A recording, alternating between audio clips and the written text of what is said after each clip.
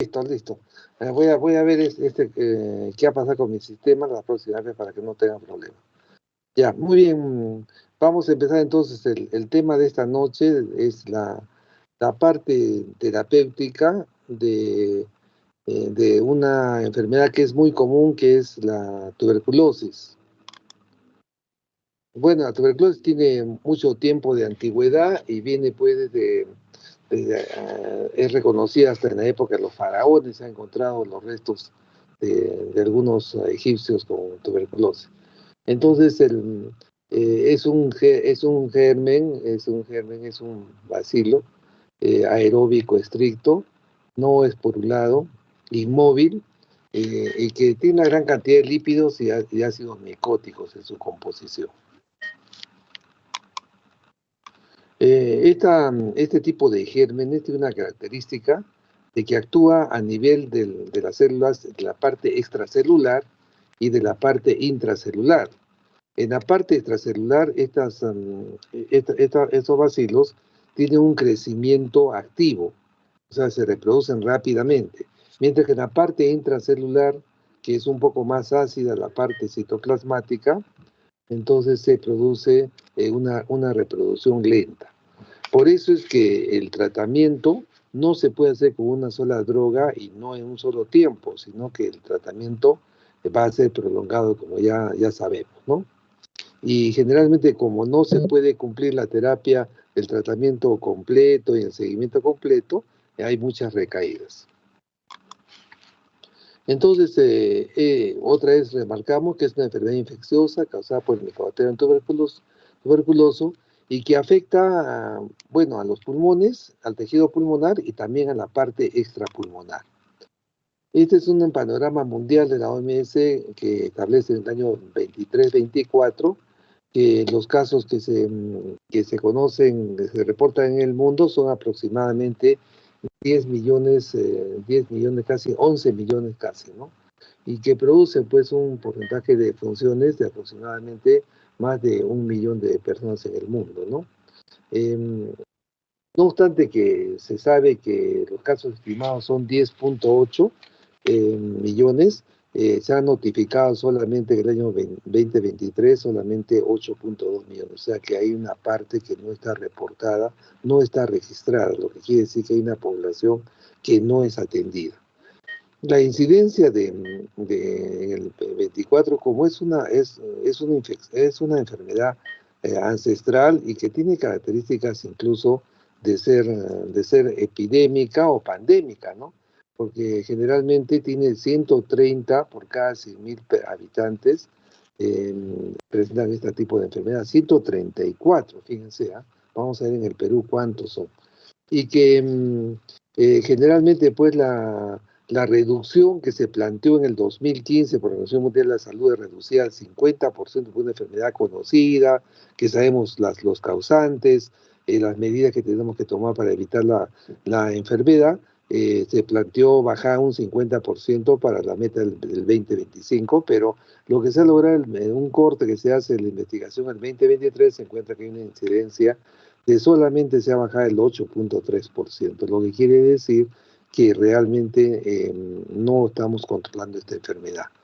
El otro hecho está que esta enfermedad, como hemos señalado, y por tener comportamientos en su reproducción de la bacteria de varias formas y de necesitar un tratamiento por varias drogas y por un tiempo determinado, lo que está determinándose ahora es de que no solamente es la infección tuberculosa simple, sino que se está creando resistencia a muchos de los fármacos, porque la gente abandona el tratamiento y esto crea pues una resistencia de los gérmenes, ¿no? En el Perú, fíjense, los casos notificados son 33.000 casos notificados en el 2023 y la característica es de que la incidencia es mucho más alta que 134, que es a nivel mundial, nos vemos 173 casos.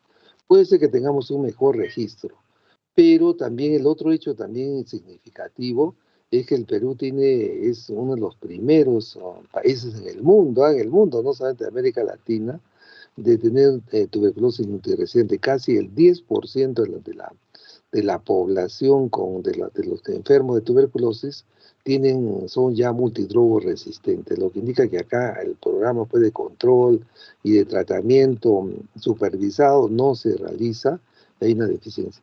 Acá también es un hecho interesante, hay un estudio que se hizo en Cayetano Heredia hace algunos años, que fue un estudio bastante completo, incluso con reacción de cadena de la polimerasa y con identificación de pruebas de sensibilidad, pues, con reacción en cadena de la polimerasa, identificando el germen y la sensibilidad de los fármacos, se logró establecer, pues, un porcentaje bastante alto de pacientes en Lima.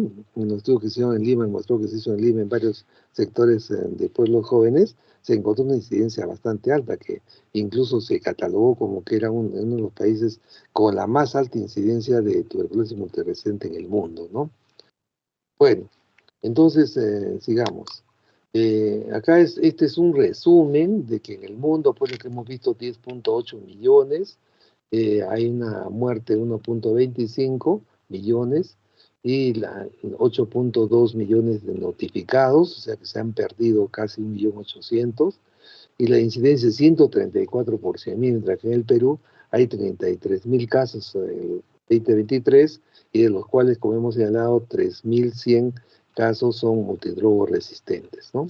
Y la incidencia es alta, 173 por 100.000 habitantes, ¿no? Y que es mucho más alta que el promedio mundial. La transmisión de esta enfermedad ya la conocemos, es bien conocida, sobre todo la tuberculosis pulmonar, se propaga a través de aerosoles, ¿no? Y que se transmiten por el toser o por el estornudar. Y la patogenia es que esta infección está presente en muchas de nosotros, nuestro organismo, pero que no hacemos la enfermedad porque es asintomático, o no hacemos la enfermedad porque nuestro sistema inmune controla, porque estamos vacunados, las personas que estamos vacunadas por ley tienen que vacunarse a los recién nacidos, entonces tenemos una protección, pero cuando el sistema inmune se deprime, realmente baja, ¿no? La siguiente. Entonces también conocemos que las manifestaciones clínicas son pues clásicas, ¿no? La tos persistente, la fiebre, sudores nocturnos, pérdida de peso, hemoptisis son las características, los primeros son síntomas muy específicos de muchas enfermedades, ¿no? La siguiente, por favor.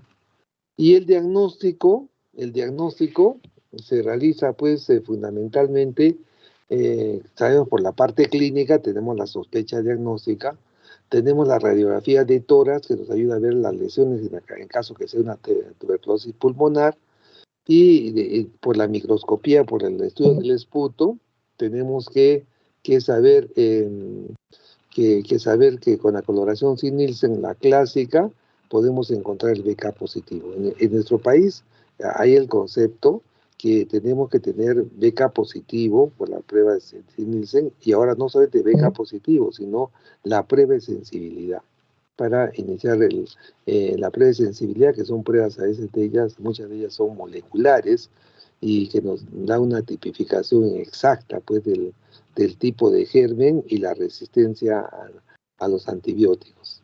Y la prueba clásica que todavía se sigue haciendo es el PPD, ¿no? Aunque ahora se hace la búsqueda de la presencia de fragmentos en pruebas de biología molecular en saliva, ¿no? Bueno, la siguiente, por favor. La prevención. La prevención también sabemos, como hemos señalado, por la vacuna que se pone desde el momento del nacimiento. Para tener un niño registro en el registro civil de nacimiento, tiene que tener la vacuna antituberculosa. La detección, la clave aquí está en la detección temprana y un tratamiento adecuado, ¿no? Para que se pueda prevenir o completar y erradicar la enfermedad en los pacientes, pero y también sabemos que hay factores que favorecen ese tipo, el tipo de condiciones socioeconómicas de la población, sobre todo en los casos activos hay que aislarlos, y como hay una población que está hacinada, vive hacinada en un solo ambiente, pueden vivir un grupo de familiares o de personas que puede alguno de ellos estar contaminado, infectado y puede infectar al resto de sus compañeros, ¿no? La siguiente. Acá, esto solamente para reforzar nuevamente el concepto de que la TBC puede ser pulmonar y puede ser extrapulmonar. En la clásica muestra extrapulmonar es la TBC neurológica, o sea, cerebral.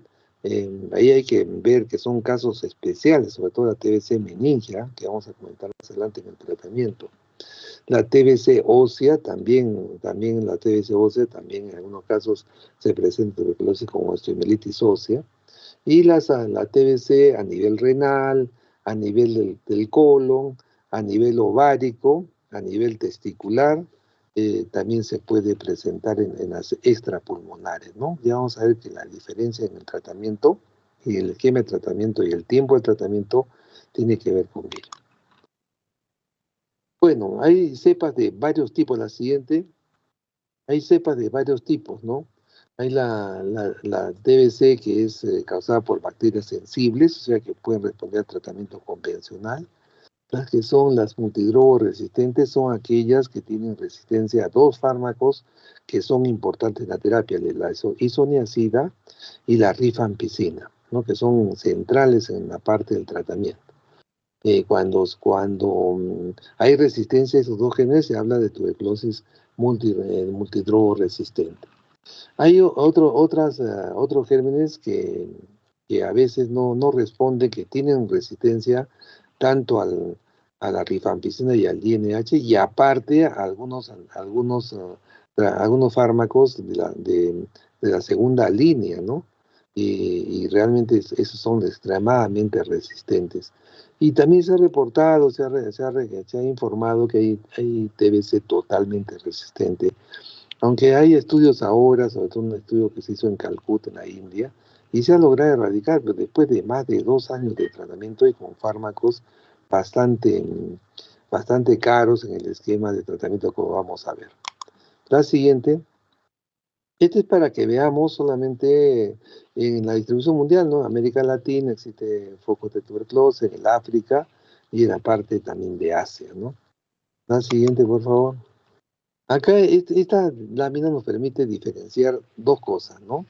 Es ver esta tuberculosis latente, ¿no? Es un concepto que fue publicado en una revista en el New England, es un trabajo que se hizo en las universidades norteamericanas, a los cuales se hizo eh, un estudio. Todos los estudiantes de la universidad tenían que someterse al estudio para detectar la presencia de tuberculosis, ¿no? Pero estos pacientes no tenían síntomas, estas personas no tenían síntomas, eh, no se podía detectar bacterias en su esputo, pero se hizo una prueba de sensibilidad bastante en saliva con reacción en cadena polimerasa, y se encontró que había fracciones de restos de bacterias, o sea que esa persona tenía en su cuerpo, había tenido o tiene el bacilo tuberculosis en alguna población de los estudiantes, ¿ah?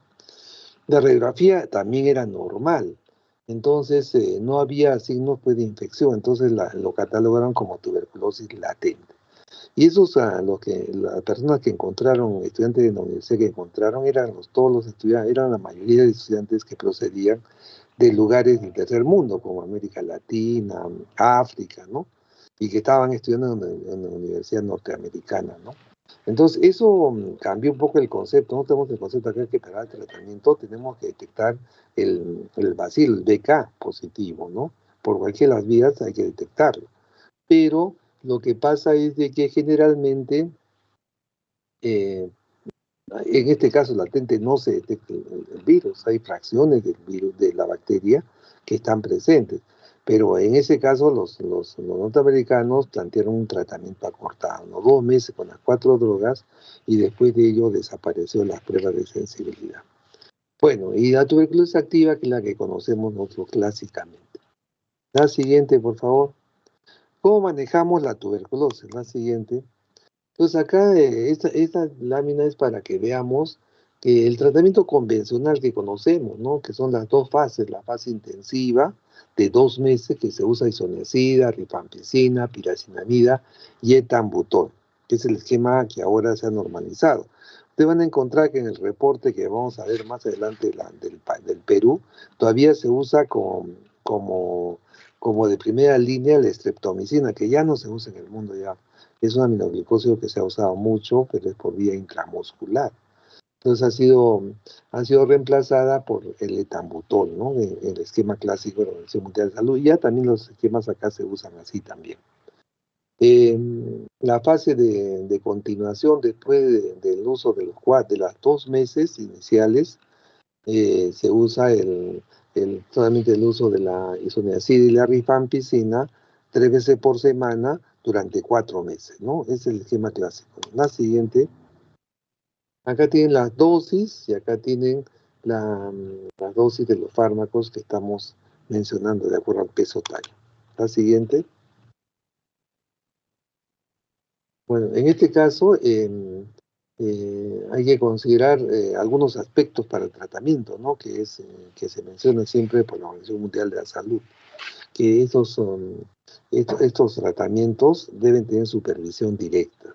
¿Qué significa eso? Ustedes seguramente en atención primaria han visto que, bueno, no sé cómo estarán haciendo ahora en el Seguro Social, no se hace eso, ¿no? Se da el tratamiento, la cantidad de pastillas que tienen que tomar, se explica la forma que tienen que tomar y ellos se toman en su casa, ¿no? Pero en el Ministerio de Salud, en el tiempo que nosotros hacíamos trabajo en el Ministerio de Salud, había la obligación, detectábamos, había un sistema de radar que detectamos los pacientes que estaban enfermos y los que estaban sometidos a tratamiento y los seguíamos. Tenían que venir al centro de salud todos los días y tomar las pastillas con la presencia de la enfermera que le daba el agua y la pastilla para que cumpla su terapia. Pero no sé si seguirán haciendo eso, se llama un tratamiento supervisado, directo, ¿no? El otro hecho también, como son varios fármacos, son 4 fármacos que estamos hablando, generalmente cuando tienen ustedes más de 2 fármacos, 3 fármacos, ya hay efectos adversos. En este caso, como son tratamientos de 2 meses y aparte 4 meses más la segunda fase, hay muchas posibilidades de que presenten efectos adversos. Hay que estar atento, ¿no? Sobre todo la hepatotoxicidad, que es frecuente en la isoniazida y la rifampicina, que son, como hemos dicho, los fármacos centrales del tratamiento convencional. El otro aspecto también que ha variado un poco el concepto de la tuberculosis, ya nos estábamos acostumbrando a controlar un poco, pero con la aparición del virus del VIH, la tuberculosis apareció y con mayor incidencia, porque bueno, el sistema inmune se ve afectado, ¿no?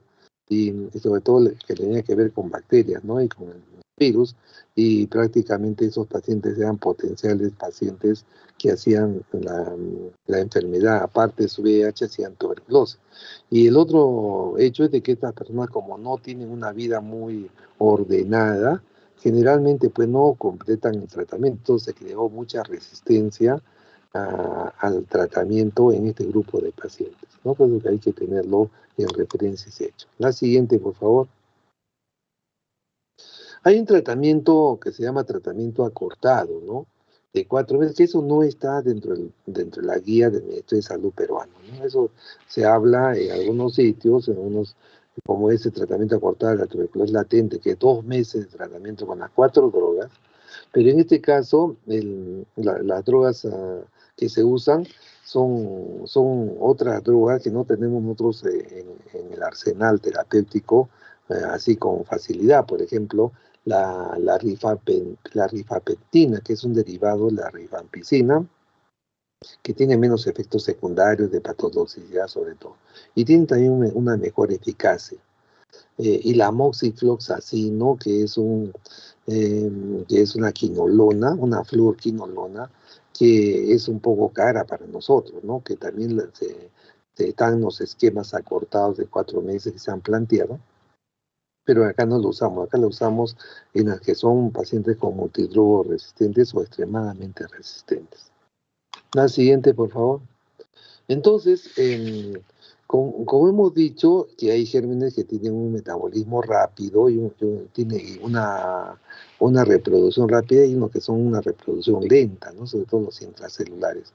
También hay fármacos que son bactericidas y son bacteriostáticos, o sea, bactericidas entran a destrozar en forma directa a la bacteria rápidamente. Y eso es útil porque cuando un paciente está con un cuadro activo de tuberculosis y es contagiante porque en el estudio porque tose y expectora y en su estudio de esputo se encuentra BK positivo, es altamente infectante en ese momento. Pero cuando iniciamos tratamiento, que entre las 2 semanas el cuadro se negativiza.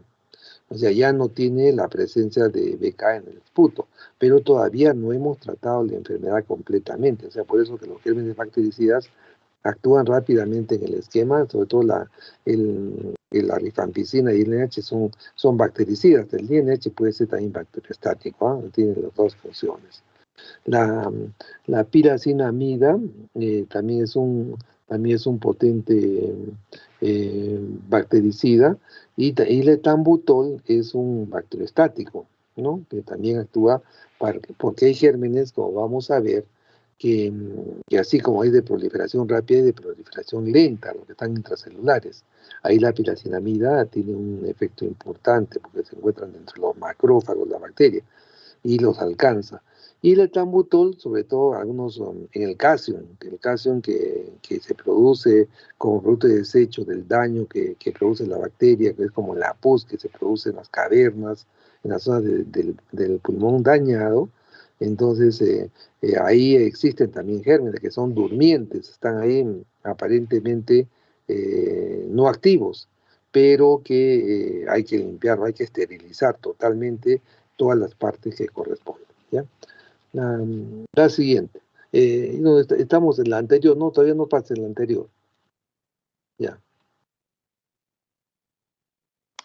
Creo que te has pasado. No, vamos a ver. Estamos ahí. A ver, retrocede una laminita, por favor, Hanna. Ahí está.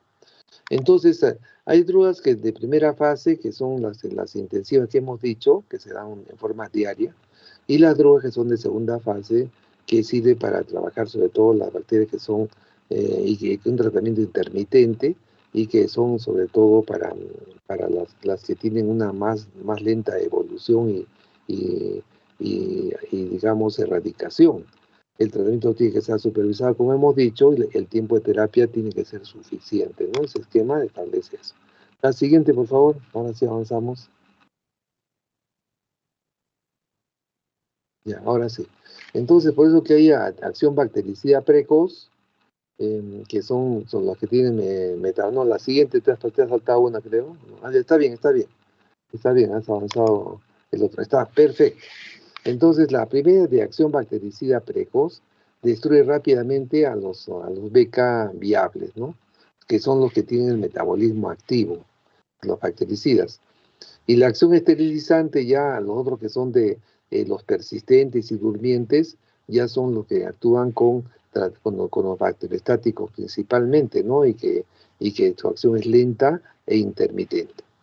Y la acción de prevención, cuando nosotros tratamos adecuadamente, en forma integral, el tiempo que debe ser con las dosificaciones que estamos estableciendo, entonces hacemos una prevención de la resistencia antibiótica a este tipo de bacterias. La siguiente, por favor. Bueno, acá solamente para revisar otra vez de que hay agentes de primera línea, que ya sabemos que lo que primera línea es lisoniazida, rifampicina, etambutol, piracinamida. La rifabutina, que no lo tenemos en forma extendida acá, y la estreptomicina que les había mencionado. Y las de segunda generación, que son bacteriostáticos orales, la etionamida, la cicloserina, el ácido paramino-salicílico. Son fármacos que también tienen un efecto también, eh, digamos, potente contra la bacteria, pero tiene muchos efectos secundarios. Por eso que se les ha puesto como segunda línea y se le usa cuando tenemos resistencia a los de primera línea. Hay agentes también inyectables. Dentro de los inyectables, así como hemos hablado de estreptomicina, son los aminoglicósidos, ¿no? Un aminoglicósido, ahí está la canalicina, la amicacina, la capreomicina. ¿no? Que como son aminoglicósidos, tienen un efecto secundario de nefrotoxicidad y ototoxicidad, ¿no? Por eso que al usarlo por mucho tiempo, tenemos que evaluar si el riesgo es alto y el beneficio va a ser favorable, hay que usarlo, ¿no? Porque si no, se puede perder. En el tercer grupo hemos hablado de la fluoroquinolonas, la levofloxacina y la moxifloxacina, ¿no? Que son un poco costosas para nosotros. Y los agentes, y realmente otros agentes más que se están descubriendo y que han aportado. El Inesolid, por ejemplo, la amoxicilina cioclavulánico, el meropenem, el imipenem también se usan, sobre todo en los que son extremadamente resistentes. La siguiente, por favor. Ya, acá sí tenemos que mover, a ver, otro teclado más para que avancemos. Las cavernas, la tercera, ahí está bien, ahí estamos bien. Entonces, eh,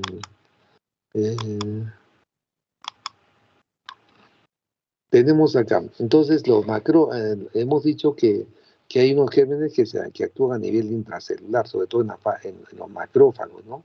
Entonces ahí en ese caso son generalmente gérmenes que tienen un desarrollo, una reproducción lenta, ¿no? Porque el pH es ácido y por lo tanto son persistentes, ¿no? Hay que trabajar en darle tratamiento pues, prolongado, o sea, los 4 meses más los 2 son 6 meses que tiene que recibir tratamiento. En las cavernas generalmente hay los que son de proliferación alta, ¿no? Ahí es un pH alcalino, entonces, o neutro, y entonces ahí tenemos que usar pues los bactericidas, ¿no? En el calcio que hemos dicho, también hay escasos, porque son restos, es un sitio que no tiene nutrientes, es un sitio totalmente inerte, entonces ahí están latentes los BK, se llaman BK durmientes, ¿no? Que pueden reactivar en cualquier momento. Y el tejido fibrótico, que es un tejido pues ya prácticamente sin nutrientes básicos para los gérmenes. ¿No? La siguiente, por favor. Bueno, entonces acá es algo parecido, solamente para demostrar que cuando usamos en la parte de las cavernas, tenemos que usar la acción bactericida que hemos dicho, ¿no? Que ahí son de crecimiento rápido. Tenemos que usar la rifampicina, la isoniazida, el etambutol, y acá pues, se menciona la estreptomicina, pero hemos dicho que ahora usamos el etambutol, ¿no? La piracinamida como reemplazo para ello. La siguiente. Cuando es intracelular, entonces también ahí tenemos que usar el tratamiento esterilizante, como hemos dicho que son de crecimiento lento, usamos rifampicina, piracinamida e isoniazida, que son los que actúan realmente en forma potente, ¿no? Sobre todo la piracinamida es muy bueno para actuar en la parte intracelular, ¿no? Ha reemplazado con creces en lugar de la streptomicina. La piracinamida es la cuarta droga realmente potente, ¿no? Y ayuda a erradicar pues, los BK que están en la parte intracelular, que a veces es difícil erradicar. La siguiente, por favor. Y acá en el calcio, que hemos dicho que hay tejido inerte, prácticamente pocos nutrientes, entonces son gérmenes durmientes, entonces ahí usamos la rifampicina y la isoniazida, son potentes para actuar en ese nivel, ¿no? Y alcanzar, después de que el tratamiento es continuar los 4 meses siguientes de la segunda fase. La siguiente, por favor. Esto vamos a pasar un poquito rápido, porque solamente es un recuerdo de la parte farmacológica, ¿no? La rifampicina y después el DNA polimerasa, y ese es su mecanismo de acción. La siguiente, la isoniazida, tiene que ver con la pared de la bacteria, el ácido micólico, ¿no? O sea, bloquea la síntesis y con eso la bacteria muere, ¿no? Entonces esa es la forma que actúa. La siguiente, el etambutol es un bacteriostático, como hemos señalado, tiene un metabolismo renal, ¿no? Eh, Tiene que ver con el nutriente que ingresa a las células, ¿no? Entonces bloquea el ingreso de los elementos de nutrientes y con eso prácticamente impide pues la reproducción de las células, ¿no? La siguiente. La estreptomicina que también hemos dicho que inhibe pues, la síntesis proteica, ¿no? En los ribosomas 30S, 50S, que es el mecanismo de acción de los aminoglicosidos. La siguiente, por favor. La piracinamida también es un fármaco también potente, ¿no? No se conoce exactamente cuál es su mecanismo de acción en el bloqueo, ¿no? No hay un reporte definido al respecto. La siguiente. Entonces, en el esquema de tratamiento antituberculoso se establece que hay que ver, ¿no? O sea, antes nosotros, como decíamos, teníamos la clínica de la enfermedad, tos crónica, febrículas, ¿no? De baja de peso del paciente. Y le tomó una radiografía y veíamos un infiltrado pulmonar. Entonces le pedíamos su BK y si el BK salía positivo, decíamos tiene tuberculosis, ¿no? En la fase infectante. Y le iniciábamos tratamiento con los 4 fármacos de los 2 primeros meses y después los 2 fármacos 3 veces por semana los otros 4 meses, ¿no? La rifampicina y INH. Y ese es el esquema, pero como hemos hablado de que existe un alto porcentaje con la aparición del VIH sobre todo, y la falta de control pues, de los pacientes para el seguimiento y el cumplimiento de la terapia, ha aparecido muchos pacientes con resistencia, sobre todo aquellos pacientes que abandonan el tratamiento o aquellos que el tratamiento no lo toman completamente, entonces tienen recaídas. Entonces, uno tiene la obligación ahora de, no obstante que ya identificamos el BK, de hacerle una prueba de sensibilidad. La prueba de sensibilidad rápida o convencional, identificamos el BK y vemos la sensibilidad a la rifampicina y al INH, principalmente, ¿no? Ese es el mecanismo. Y si es sensible a ambos, le damos el esquema que hemos señalado. Si no, tenemos que crear otro tipo de esquema. La siguiente, por favor. Entonces estamos viendo de que los bactericidas con los bacteriostáticos se integran para el tratamiento. La siguiente, ya eso hemos comentado bastante, ¿no? También hemos dicho que tiene que ser un tratamiento prolongado para eliminar pues, la parte de los vacilos intracelulares, que son, porque a las 2 semanas se negativiza la eliminación de bacterias por el esputo, pero todavía quedan dentro de la parte intracelular y en los lugares donde está el calcio y están dormidos si uno deja el tratamiento, un tiempo en el que el sistema inmune baja, o se reinfecta el paciente, otra vez se activa y ya tiene una enfermedad, ¿no? Entonces, por eso que tenemos que usar los esterilizantes que son la piracinamida, la rifampicina y la isoniazida. La siguiente, por favor. Entonces, acá solamente para que tengamos una revisión de lo que hemos comentado, de los fármacos principales, su dosificación diaria, la dosis máxima, ¿no? También hay que ver eso, la dosis máxima y los efectos secundarios que vamos a ver más adelante en una diapositiva específica. También acá es para ver también la siguiente, por favor. En esta vamos a ver también los fármacos con actividad que tiene, si es bactericida o es bacteriostático, la vía de la farmacocinesia, la absorción, el metabolismo y la excreción del fármaco. La siguiente, por favor. También este es para ver los de segunda línea, ¿no? De segunda línea, también su absorción, su metabolismo, etc. Es para que lo revisen con tranquilidad, con una revisión. La siguiente, por favor. Pues acá sí, más bien apretamos para ver, para que vayan apareciendo los factores. Una apretadita para ver la aparición. Ya, sí, una más, otra más, y una más al final. Ya listo, ahora sí. Entonces, tenemos que, como hemos señalado, la rifampicina y el isoniazida tienen principalmente un efecto hepatotóxico.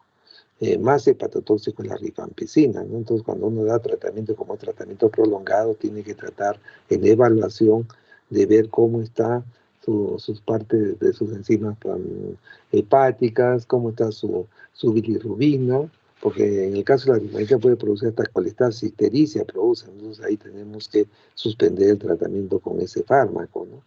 En el caso de la isoniazida también puede haber hepatotoxicidad, pero lo que hay generalmente hay una neuritis periférica, por eso cuando usamos isoniazida hay que darle piridoxina adicional, 300 miligramos para que no se produzca la neuritis periférica, con un tratamiento de 6 meses. Realmente hay que darle la piridoxina, que es para evitar la neuritis periférica.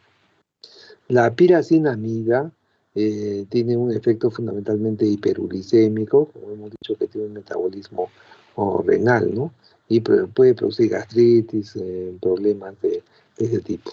En el caso del etambutol, el problema del etambutol, que es un bacteriostático útil, como se ha hablado, hay que hacerle un fondo de ojo porque produce una neuritis óptica y a veces produce pérdida de la visión, ¿no? O sea que cuando se usa en dosis muy alta o por mucho tiempo, eso tiene su indicación clara en la aplicación en los primeros 2 meses de la terapia.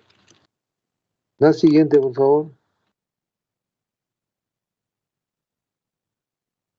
Acá este es un algoritmo de lo que hemos señalado, ¿no? Estamos reforzando el concepto de que la tuberculosis pulmonar, una vez que nosotros hacemos un esputo, si el esputo sale positivo o sale negativo, le aplicamos la prueba de sensibilidad rápida o la prueba molecular, ¿no? O sea, lo que tengamos en la mano, o sea, no sabes, tenemos la prueba de sensibilidad, que es más económica y que se hace en el Ministerio de Salud, ¿no?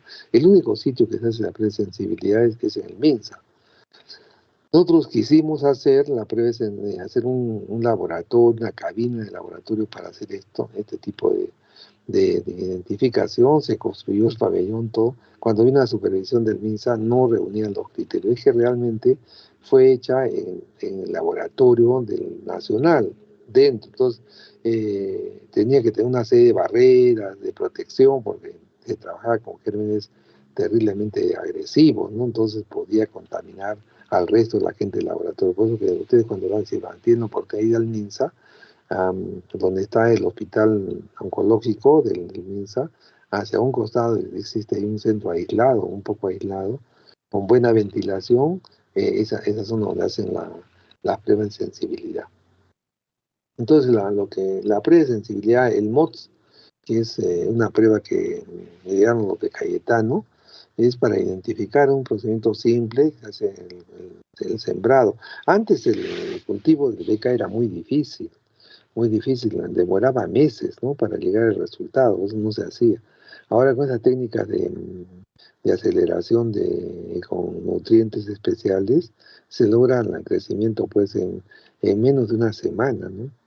Y después se hace el antibiograma, digamos, se pone rifampicina y isoniazida y se ve si la cadena que se produce de acumulación de los BK desaparecen, quiere decir que hay sensibilidad a estos antibióticos, y si no desaparecen, quiere decir que hay resistencia, ¿no? Y se puede separar uno para rifampicina y uno para INH, para isoniazida, para saber cuál es el antibiótico que es sensible y cuál es el resistente. Entonces, una vez que hacemos esa prueba, recién vemos si isoniazida y la rifampicina son sensibles, se da el esquema clásico que hemos comentado, ¿no? Y si es resistente la isoniazida, entonces se retira la isoniazida del esquema y solamente se da por 2 meses, se da la rifampicina, la piracinamida y el etambutol.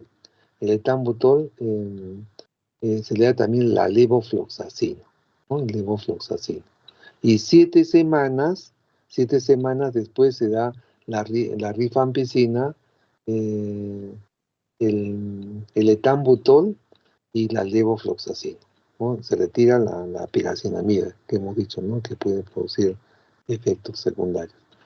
Entonces, si es que uno de ellos. En el caso de que tenemos una breve sensibilidad, es sensible al isoniazida y es resistente a la rifampicina, o es resistente a ambos, entonces ahí en ese caso hay un esquema mucho más extenso, ¿no? 6 a 8 meses se usa etambutol, piracinamida, levofloxacino, canamicina, etionamida y cicloserina, ¿no? Y 12 a 18 meses, miren, usamos el etambutol, la piracinamida, la levofloxacina, la etionamida y la cicloserina. Se retira el, el- la piracinamida, que hemos dicho que es dañina para la función renal. Pero fíjense, este grupo de lo que hay resistencia a la isoniazida y a la rifampicina, el tratamiento viene a ser prácticamente eh, casi 2 años, 2 años de tratamiento. Mientras que nosotros son 9 meses y en los clásicos son 6 meses, ¿no? De tratamiento. La siguiente. Acá los esquemas sensibles, ya que ya hemos hablado de los esquemas sensibles, la siguiente para no prolongar. Bueno, acá tenemos que ver una cosa, ¿no? Cuando la tuberculosis pulmonar, me interesa fortalecer este concepto, la tuberculosis pulmonar, cuyo frotis es positivo o es negativo y es un cuadro muy agudo y es una alta sospecha de tuberculosis, no hay tiempo para pedir la prueba de sensibilidad porque a veces no está disponible. Entonces tenemos que iniciar tratamiento inmediatamente con el esquema clásico, ¿no? Y si vemos que no es resistente, entonces el esquema clásico es la primera línea de tratamiento, ¿no? Ya hemos dicho 2 meses o 50 dosis, y la segunda fase 4 meses o 54 dosis, ¿no? Ahora, también esto es válido para los pacientes que tienen tuberculosis extrapulmonar, ¿no? Entonces, pero no todas las extrapulmonares, ¿ah? Porque como hemos señalado, los que tienen compromiso miliar o los que tienen compromiso del sistema nervioso central o de las meninges o los osteoarticulares, entonces en esos pacientes el esquema es especial, que vamos a ver ahorita, ¿no? Entonces solamente la tuberculosis extrapulmonar, sobre todo la renal, la testicular, la ovárica o la colónica, el esquema es el que estamos hablando, que se usa los esquemas clásicos de 2 meses y 4 meses en las dosis señaladas. Y los pacientes nuevos o antes tratados, pero que tienen recaída y que fue por abandono, y fueron recuperados y eran sensibles al tratamiento, entonces se inicia el tratamiento. Entonces, ojo, a los pacientes normales y pulmonares y extrapulmonares, con excepción de la tuberculosis miliar, del sistema nervioso central y del osteoarticular, se da ese esquema clásico que hemos señalado. La siguiente, ya también para que tengan una repetición también de la dosis y el tiempo de aplicación. La siguiente, por favor. Ya.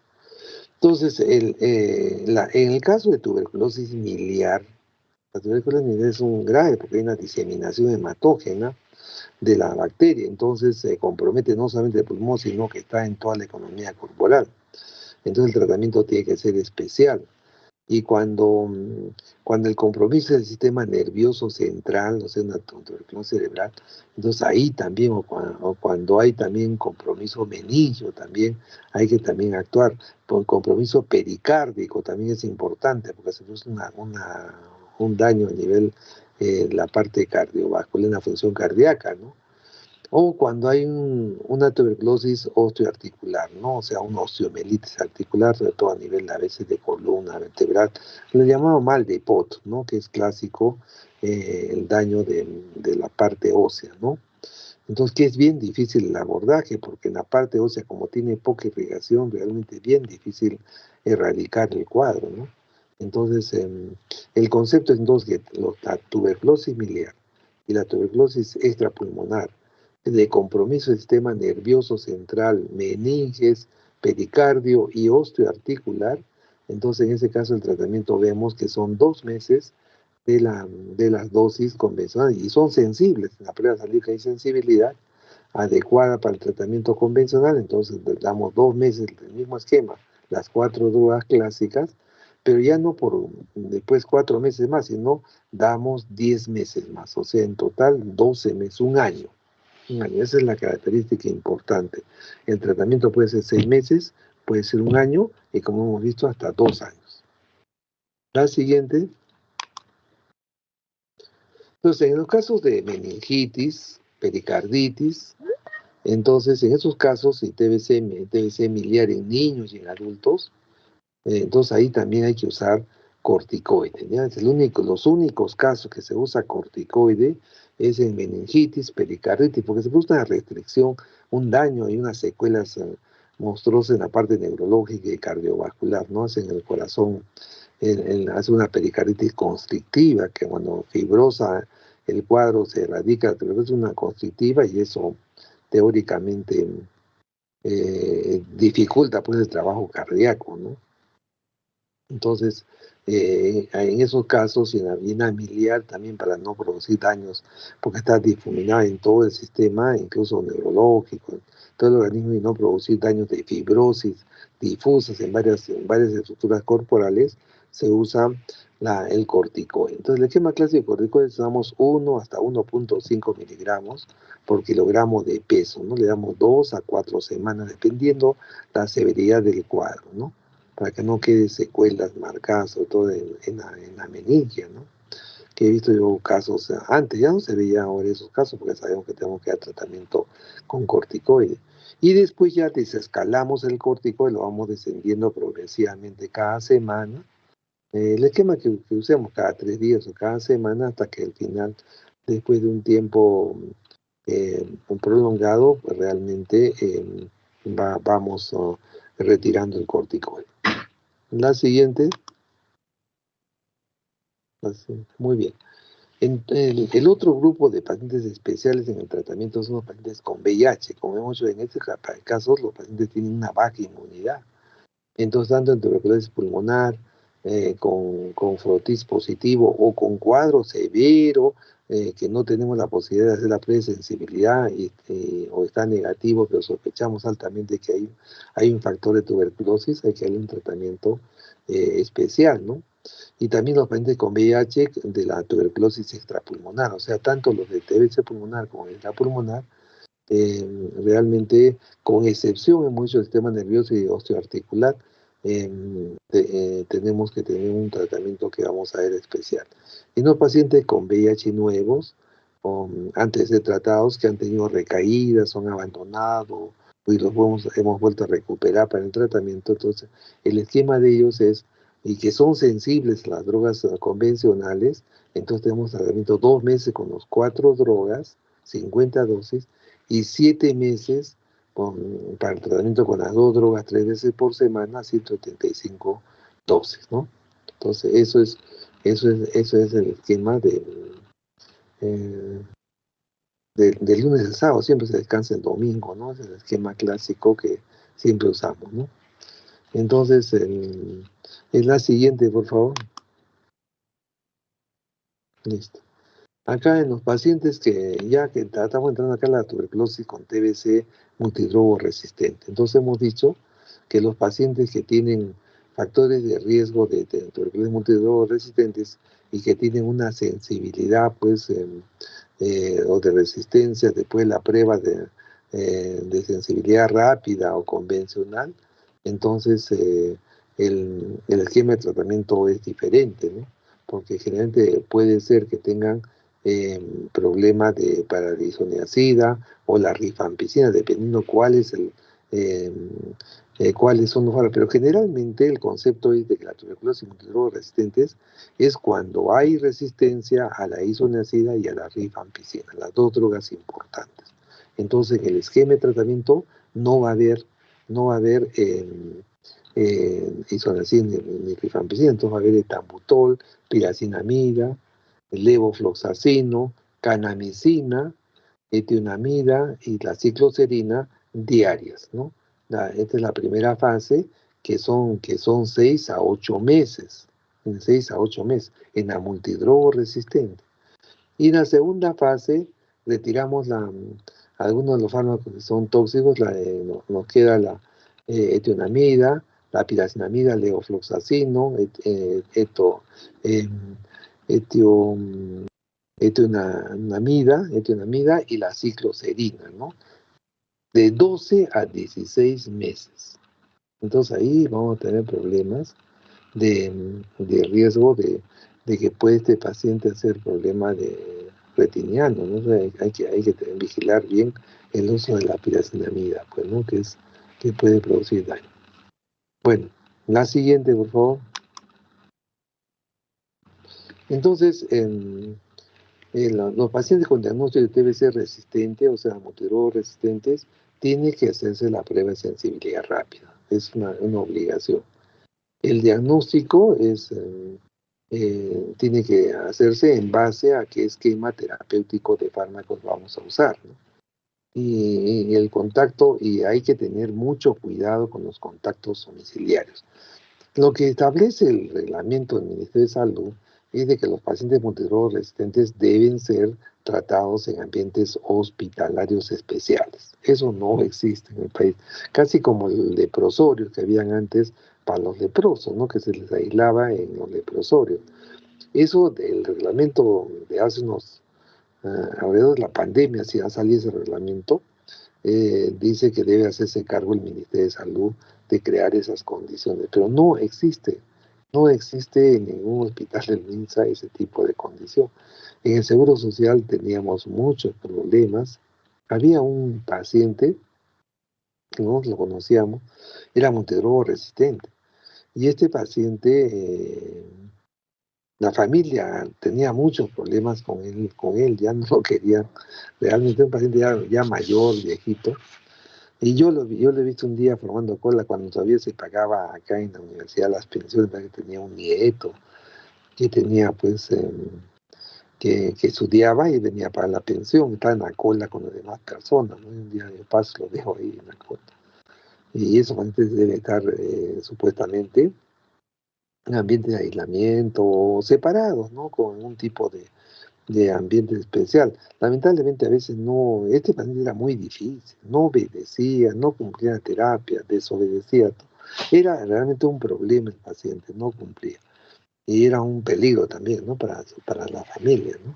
Entonces, realmente, pero acá lo importante de la diapositiva es de que tienen estos pacientes que sospechamos de que hay un fracaso en el tratamiento, hay que hacer una prueba de sensibilidad para establecer el antibiograma, para establecer qué esquema de terapéutico vamos a usar. La siguiente, y este es lo mismo que hemos visto ya en el algoritmo, de las pruebas de los esquemas terapéuticos y el tiempo de duración del tratamiento. La siguiente, los casos de TBC multidrogas resistentes o los extremadamente resistentes. La siguiente, por favor. Ya, la siguiente. Porque acá estamos viendo la multidroga y los extremadamente resistentes. La siguiente, por favor. Ya, listo. Entonces acá el concepto que vamos a otra vez a reforzar es que la tuberculosis multiresistente o la multidroga resistente y las extremadamente resistentes son una enfermedad que no responden a los tratamientos estándar, ¿no? Entonces hay que dar un tratamiento especial, como hemos visto, con fármacos que son especiales, ¿no? O sea, que son mucho más costosos, obviamente, ¿no? La siguiente. Ya, entonces, ¿cuál es la definición? La multidroga resistente, hemos dicho que al menos es resistente a la isoniazida y a la rifampicina, o sea, los dos fármacos centrales más importantes del tratamiento. Y los extremadamente resistentes son que aparte de la isoniazida y la rifampicina, son resistentes a la fluorquinolona, que es otro fármaco que también que usamos con mayor facilidad, y al menos uno de los fármacos de segunda línea, ¿no? De segunda línea, de los que hemos mencionado, la cicloserina o letionamida, ¿no? Entonces, realmente eh, es un reto tratar estos pacientes, ¿no? La siguiente. Como hemos dicho que aproximadamente en el esquema clásico que la Organización Mundial de Salud establece, es que aproximadamente 3 al 4% de los casos de tuberculosis son multidrogas resistentes. Pero hemos dicho que en Perú hay 10%, o sea, casi más del doble del promedio internacional que tiene registrada la Organización Mundial de la Salud. Y los extremadamente resistentes también se han detectado. No hay estudios en el Perú de extremadamente resistentes, ¿sabes? Hay multidroga, ¿no? Pero se han detectado en algunos lugares de Europa del Este y Asia Central, sobre todo en la zona de conflicto, en las zonas de Afganistán o zonas de esos sitios que son muy deprimidos, ¿no? Económicamente, ahí y que no tienen acceso a la Organización Mundial de Salud, porque están en conflicto, y aparte de eso no tienen programa de atención de salud, ¿no? Ellos tienen otras prioridades en su contexto. La siguiente, por favor, es el diagnóstico. Hemos dicho que el diagnóstico se hace mediante las pruebas moleculares rápidas, ¿no? Ahí sí, en esos casos, no solamente es la prueba de sensibilidad, sino que tenemos que hacer la prueba molecular, ¿no? Que es con reacción de cadena de la polimerasa, es un tratamiento mucho más sofisticado, más costoso, que amerita hacerle porque hay que diferenciar bien el tipo de germen y la sensibilidad que tiene. Y los cultivos, la prueba de sensibilidad a los medicamentos también tienen que hacerse, ¿no? Hay necesidad de que haya laboratorio, como le digo, en Arequipa tenemos solamente el laboratorio del MINSA, no hay otro laboratorio. Y es igual en algunos sitios, por ejemplo en Moquegua, en Tacna, tienen que traer la muestra a Arequipa, no tienen ellos centros de diagnóstico de este tipo de multiresistencia, no existe. En Puno tampoco creo que haya. Eh, en Lima debe haber y en algunas ciudades grandes en el norte, pero es un reto realmente, porque no hay estadística de los extremadamente resistentes. Multidroga resistente, con ese estudio que se hizo en Lima, en la proyección nacional, realmente ahí supimos que tenía un porcentaje bastante alto de multidrogos en el Perú. La siguiente. Entonces, el tratamiento, como hemos visto, el tratamiento pues, del multidrogo resistente, hemos visto que alcanza hasta un tiempo hasta de 24 meses, ¿no? La primera y segunda fase, ¿no? O sea, 2 años de tratamiento. Entonces, esos pacientes son bien difíciles de que cumplan el esquema de tratamiento. Los extremadamente resistentes, hay que hacer un esquema personalizado, ¿no? Hay algunos estudios, sobre todo uno en Calcuta, en la India, en los cuales se hace un esquema con varios fármacos, acá la bedaquilina y el linezolid, que usamos acá, que es caro, eh, que se usó hasta meropenem, se usaba en esos pacientes, largo tiempo, casi más de 2 años, 2 años y medio creo que es el estudio, en el que lograron negativizar, ¿no? O sea, por eso que hay una sospecha de que podríamos negativizar, ¿no? Porque están apareciendo fármacos nuevos que no habían casi en el mercado. Entonces, que se están usando para esos extremadamente resistentes, ¿no? Y hay algunos que no tienen, pues, esquema de tratamiento. Pero lo que demostró el estudio de Calcuta era de que si le dan tratamiento, el paciente soporta el tratamiento los 2 meses y medio, se negativiza. Pero, ¿quién te garantiza que tenga el tratamiento el paciente que soporte el tratamiento 2 años y medio? Eso es bien difícil, ¿no? Por eso que la tasa de fracaso siempre es alta, ¿no? Es muy alta. La siguiente.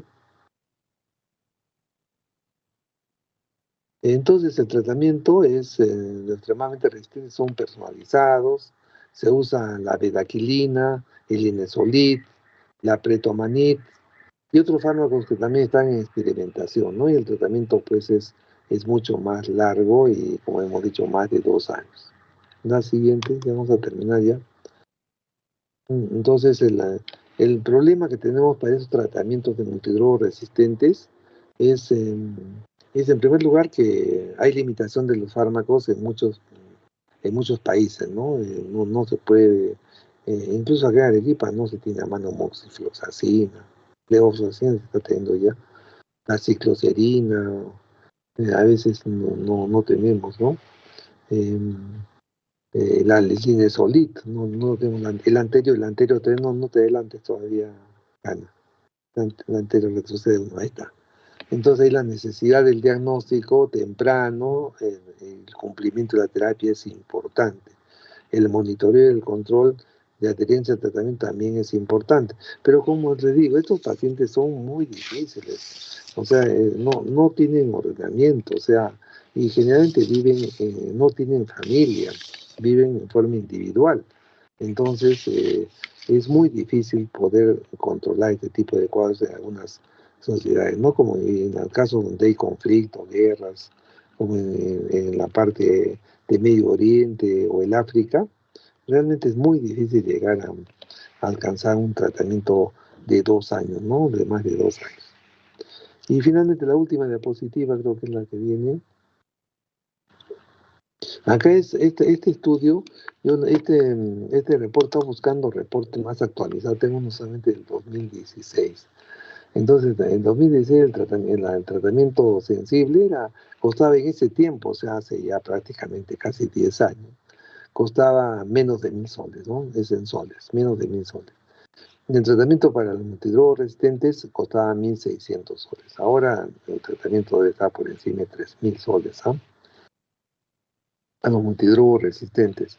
Y en los programas con apoyo de tratamiento básico, ¿no? O sea, por eso que en los retos del tratamiento, y el paciente tiene que estar supuestamente bajo vigilancia directa, y si es posible hospitalizado. Y si consideramos la hospitalización aparte del tratamiento, ya pues es un precio muy alto, ¿no? Acá se quiso hacer en Chihuahua se quiso hacer, había un proyecto de un médico ya mayor que ha fallecido ya. Él tenía la intención de conseguir un financiamiento de una fundación para hacer como un leprosorio en Chihuahua, ¿no? Que es un sitio aislado, para la atención de este grupo de pacientes, que es responsabilidad del Ministerio de Salud asumirlo, ¿no? Pero no los asume, para garantizar que no se extienda este tipo de cosas. Tiene que estar hospitalizado, tiene que darle alojamiento, comida, tiene que dar la medicación supervisada, como era antes el tratamiento tuberculostático, ¿no? El paciente estaba hospitalizado 3, 4, 5 meses, ¿no? Entonces era muy oneroso para el sistema de salud.